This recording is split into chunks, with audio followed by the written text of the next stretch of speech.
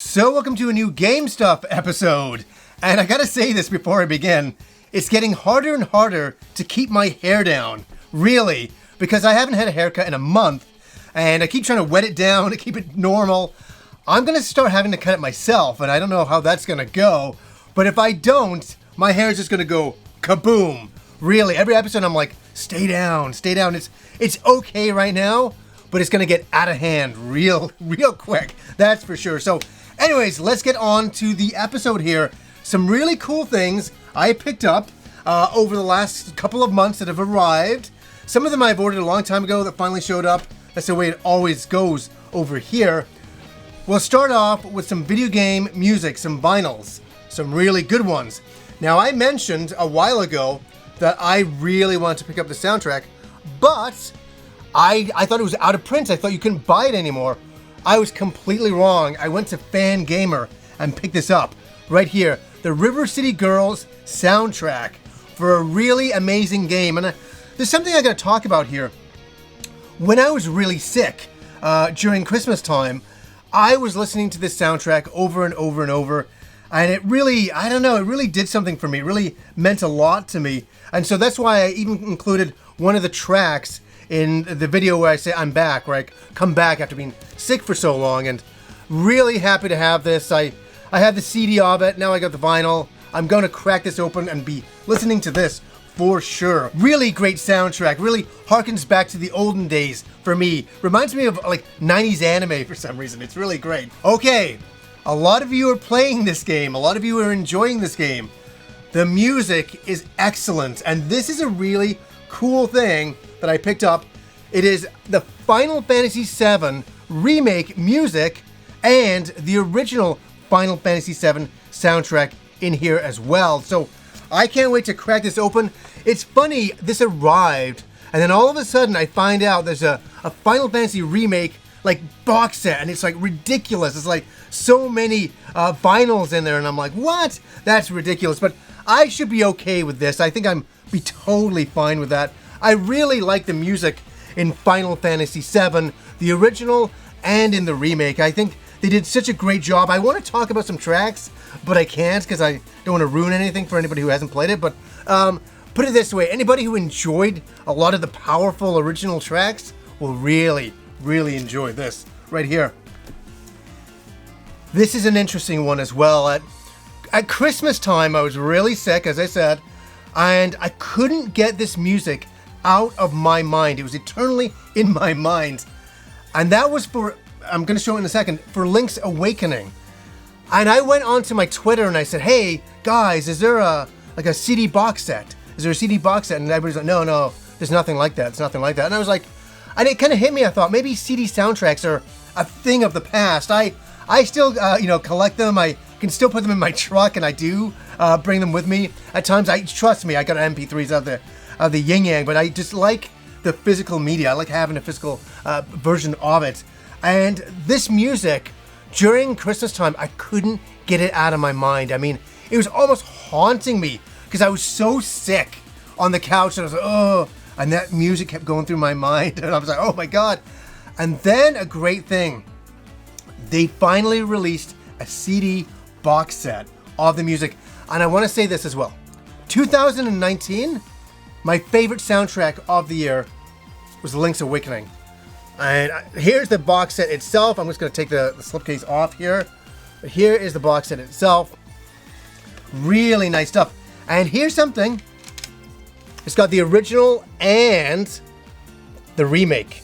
So you can have both. So if you like just the Game Boy music from back in the day, that's on here, right here. And if you just like the new music, that's on here as well. And I've listened to this music more than I should. There's something really haunting and strange and absolutely amazing about the soundtrack. And I highly recommend playing the game. And what do you guys think of the music for Link's Awakening, the remake? Isn't it something else? I love it so much. Now, speaking of, what's old is new again, we get into this. And a game that, I'm going to talk all about this. Here is the special edition of Langrisser 1 and 2. I ordered this off eBay. It finally showed up. What am I going to say about the special edition? I think this is going to be worth a lot of money and time. I think it is because I think it was in such short degree of a print run, and even trying to get it off eBay, I was like, oh my god, it's really hard to get. It's really, and it's going up there in price. I got it at a reasonable price, basically for what it came out for. Now, here I'm going to talk about the game. You're going to say, John, why are you not going to open it up? Because I already have the game digitally, and I love it. And we're going to get into this. We're going to go back to the past for a second. God, probably 1992, 93. I played a little game called Warsong on the Genesis.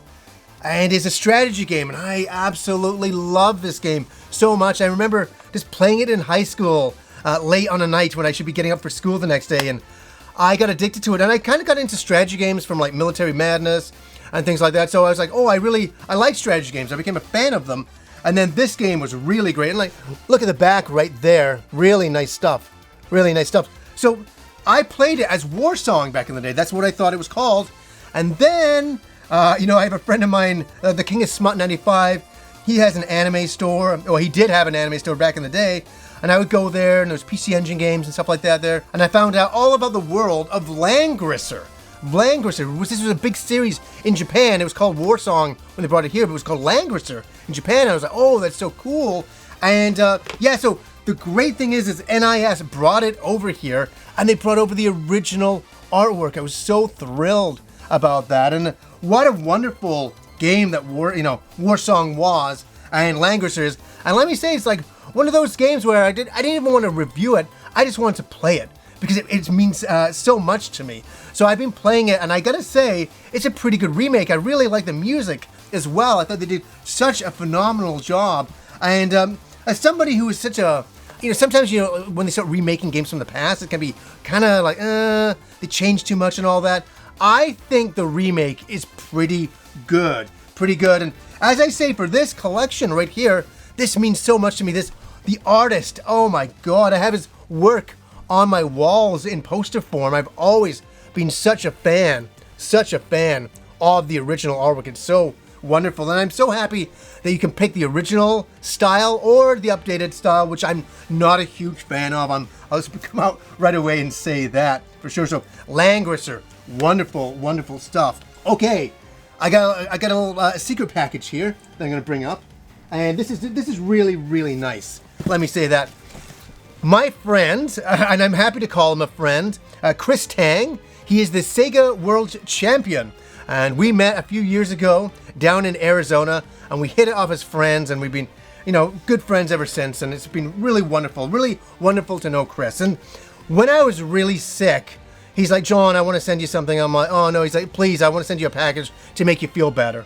And then this arrived, and I must admit, it was a really nice thing that Chris did, and I thought I'd share it with you because it was just for me personally. But some of this stuff is so interesting. I love this. I'm gonna put this above the bed. It's a signed Chris Tang picture here. I'm gonna put it right next to my bed, right here. I'm like, Chris. This is good. Okay. This is really nice. This is such a sweet thing for him to do. He sends me, it's a little one-up figurine, and it says on the side, an extra life for you. Oh, that's so nice. What a really nice thing for him to do, to send me this. I was really blown away. And he also sent me a Tetris mini arcade right here. And what a lot of people might not know about Chris is he does the commentary on all the big Tetris tournaments out there. And boom, Tetris for Jeff. That's such a great one. And he also sent me Pio Pio. This is Tetris on there. Yeah, I don't think I've ever said how much I absolutely love Tetris. Such a wonderful, brilliant game that I'm terrible at. I've always aspired to be really good at Tetris. Never happens for me. It doesn't happen. And this was in the box as well by Falcom. Right here. It is an Ease keychain, which I thought was really kind of cool. So thanks for that, Chris. I mean, geez, all that. But here, this is the item in the bottom that surprised me. It kind of blew me away big time. I just gotta open this up real carefully. I'm just gonna take it out and just show you. I'm gonna put this box over here. This is insane. Keith Courage in the Nova suit. This is a figurine. Okay, does anybody remember Keith Courage? Does anybody remember Keith Courage? Keith Courage was one of the very first games that was released with the turbo graphics that a lot of people don't like. I absolutely love.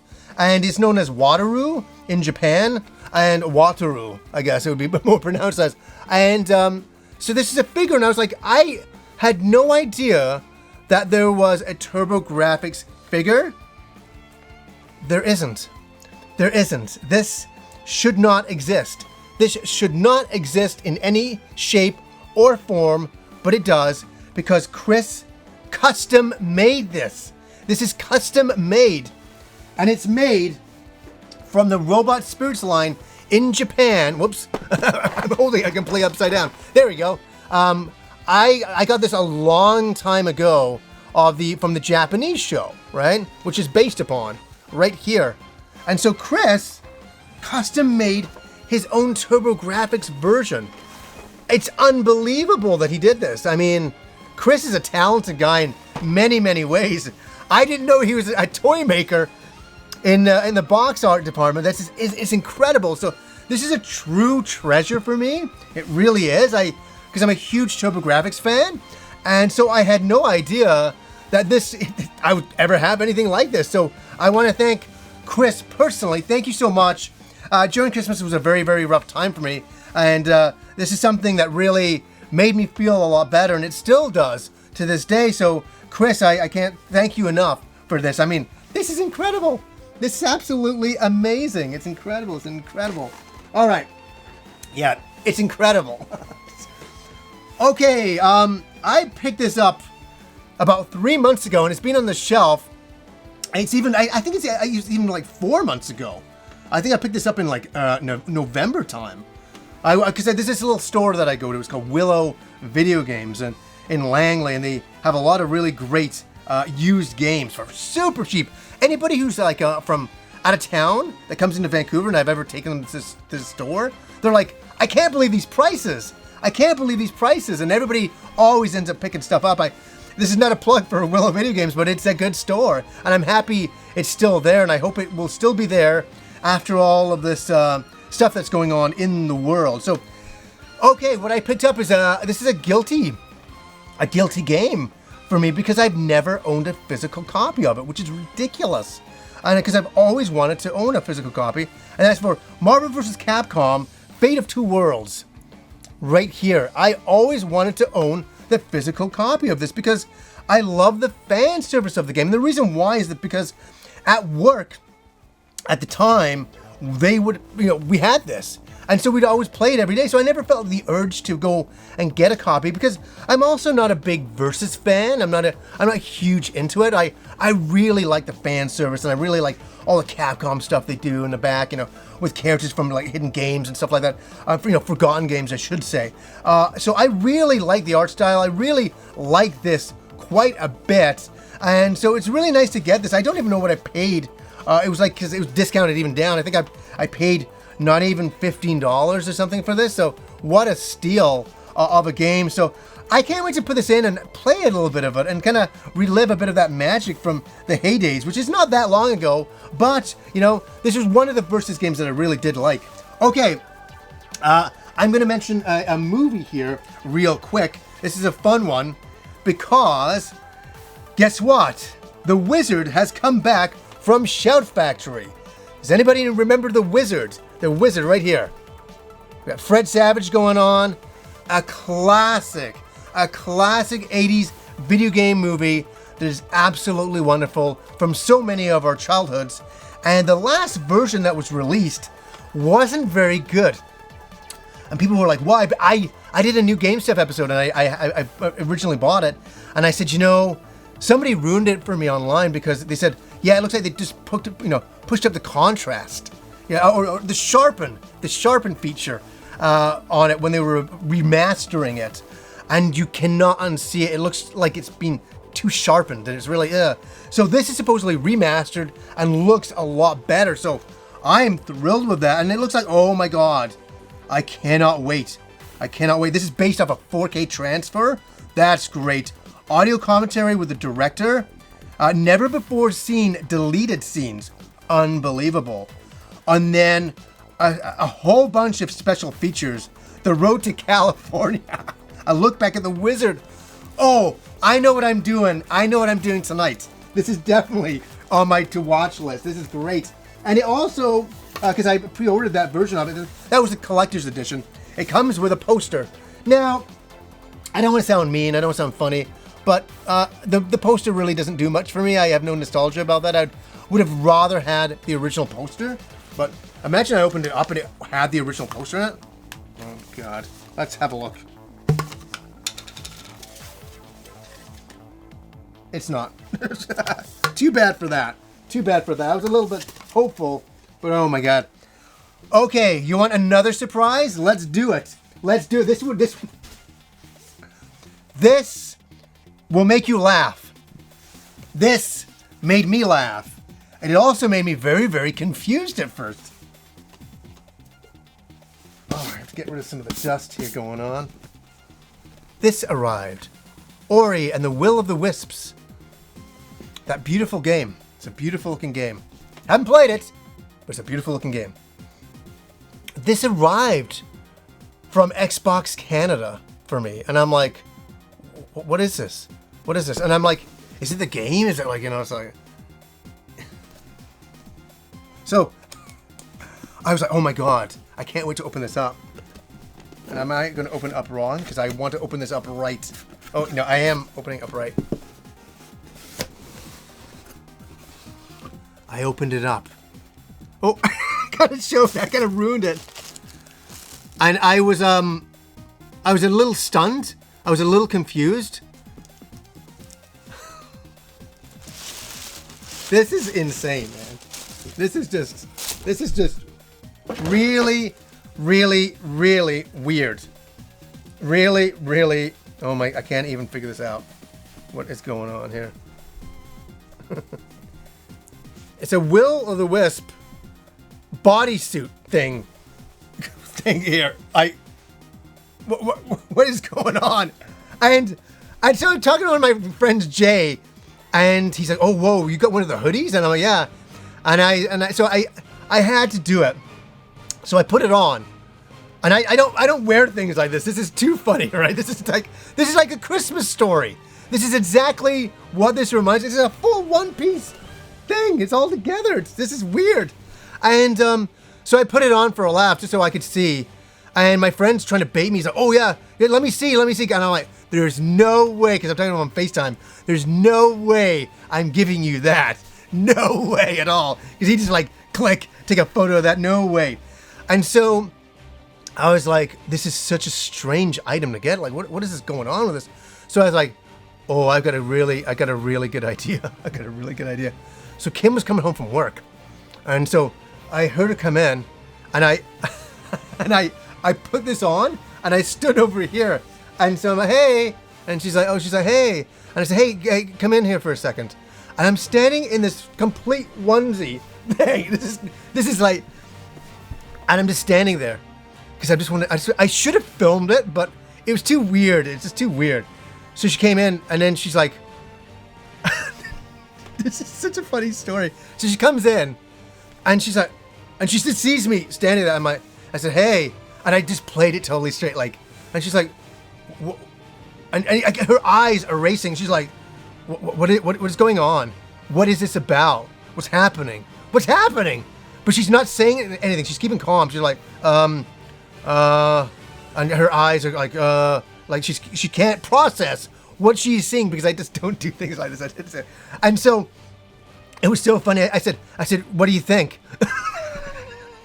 I played it totally straight.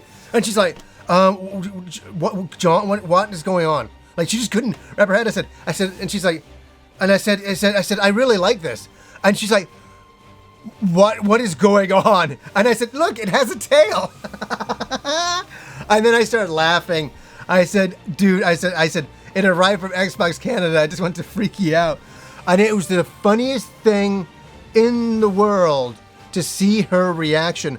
But I couldn't have the reaction go on for too long because it was too much. it was way too much because I knew I was like, Kim was like breaking inside going, what is going on? Because I don't wear onesies, like giant onesies and stuff like that. That just doesn't happen.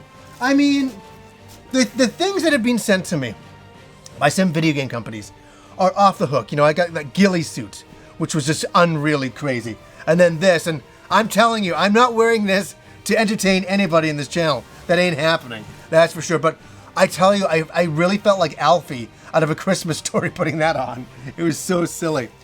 Okay, we're nearly at the end. We've got some books, some Dungeons and Dragons books. And here is the Explorer's Guide to Wildemount, right here. And this is from Matt Mercer and the Critical Role team. This is based on their campaign. And so it allows you to kind of go in and create your own campaigns based on their world that they created. And I think it's really interesting. I had a look through it. Let's read the back here. Create a band of heroes and embark on a journey across the continent of Wildemount, the setting for Season 2 of the hit series Critical Role. Within this book, you'll find new character options, a heroic chronicle to help you craft your character's backstory, 4 different starting adventures. That's pretty cool, actually. And everything a dungeon master needs to breathe new life into Wildemount base, campaigns. So that's pretty cool. This is for 5th edition. The interesting thing is that with 5th edition, compared to 4th edition, they released so many books where with 5th edition, I like it how they've held back releasing like a book every month, or they're every like 3 months now, which is nice. So you can kind of appreciate and kind of read through these books a little bit more. Before I was collecting the 4th edition books, I couldn't keep up. It was getting really ridiculous. And so I want to thank Wizards of the Coast for sending that over, because that's the one thing I'm trying to get together is an online D&D game, but it's been really difficult because everybody's in very different emotional mindsets right now because of what's going on. So it's very difficult to get everybody in that happy mode to play D&D the same. But I think it's a really good therapeutic thing to get your mind off stuff that's going on in the world right now. So here is Laurel Silverhand's Explorer's Kit. This is a set of dice, and it comes with a huge map as well, and a beautiful sets of dice here. And I'm going to really try to work hard to get my friends together in some form on Skype to play Dungeons and Dragons. There's a lot of apps that you can use nowadays to do that, and I need to get everybody motivated to say, come on, let's play some D&D, let's have some fun, for sure. All right, this I ordered a long time ago. Transformers, the manga. This is the manga 01. What is going on here? What is going on here? This is the Japanese manga. It is very, very old school Transformers. And I know a lot of you know this and a lot of you do not know this. I am a big Transformers art guy. I love drawing the Transformers. That's for sure. I've spent years drawing them, and I really like the old school look of all of the art in here. This stuff. So this is never... I think this was released a long time ago. I don't know a lot about the history of it.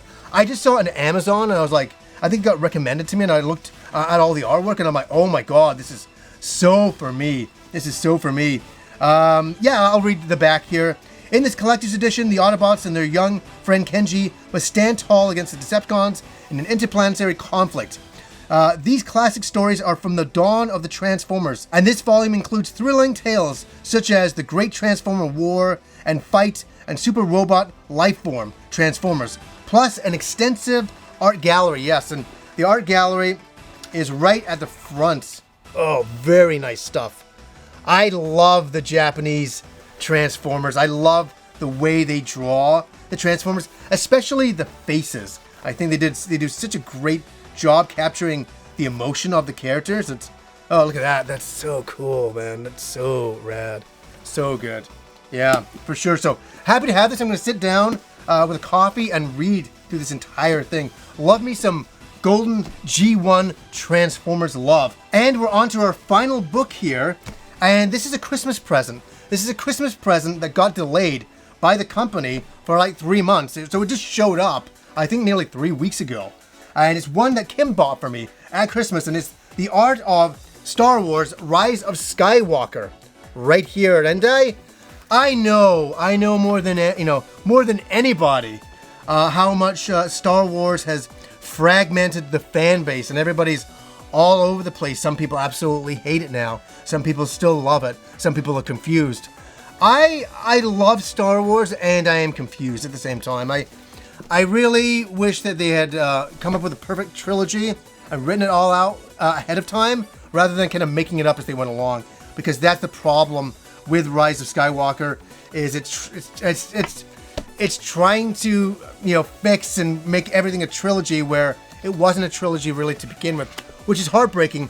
But that doesn't matter, because I love the art in Star Wars. I really enjoy the art in Star Wars quite a lot, and I love concept art. I guess some of you are new to the channel, but I'm really a big artist, and I need to do more art these days for sure. But I love getting these books. They're an inspiration to me, and I think they're really fascinating to look through. I think they're really great to see how sometimes they end up at a certain design and the process that they kind of go through as artists. And the one thing with Rise of Skywalker, story-wise or whatever anybody has problems with, that's fine. You got problems with the movie. It makes sense to me. That's fine. But the one thing I can say is it's a goddamn good-looking movie. It's a really beautiful movie. Yeah, people will be talking about Star Wars for a very long time, or they might just stop. And anyways, I'm a big fan of Mandalorian. I can't wait to get a Mandalorian art book in the future. Hopefully they come out with one. So guys, I'm at the end of another new game stuff. A lot of ranting, a lot of talking, a lot of really cool items, and a lot of cool stories that I really wanted to share with you today. So anyways, guys, until next time.